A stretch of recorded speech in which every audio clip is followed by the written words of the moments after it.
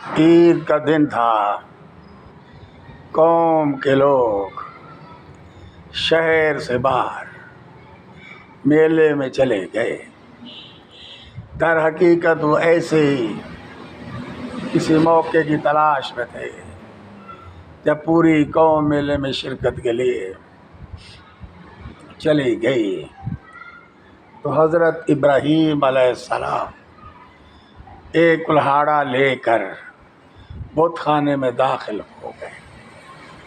ان میں سے اکثر ان کے باپ آزر کے ہاتھوں سے تراشے ہوئے تھے۔ حضرت ابراہیم علیہ السلام نے تمام بتوں کو توڑ ڈالا اور آخر میں کلہاڑے کو بڑے بت کے کاندھے پر لٹکا کر اپنے گھر آ گئے۔ شام کو جب قوم میلے سے واپس آئی تو بت خانے میں تباہی کا منظر ان کا منتظر تھا۔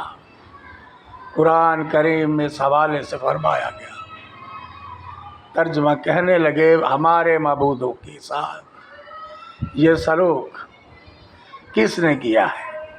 بے شک وہ تو ظالموں میں سے آئے۔ لوگوں نے کہا کہ ہم نے ایک نوجوان کو ان کا ذکر کرتے ہوئے سنا ہے، اس کا نام ابراہیم ہے۔ وہ بولے کہ اسے لوگوں کے سامنے لاؤ تاکہ وہ گواہ رہیں۔ جب ابراہیم علیہ السلام آئے تو انہوں نے کہا کہ کیا ہمارے معبودوں کے ساتھ یہ کام تم نے کیا ہے؟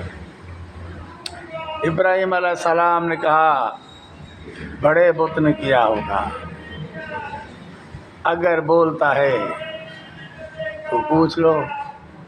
پھر سر نیچا کر کے بولے آپ تو جانتے ہیں یہ بول نہیں سکتے۔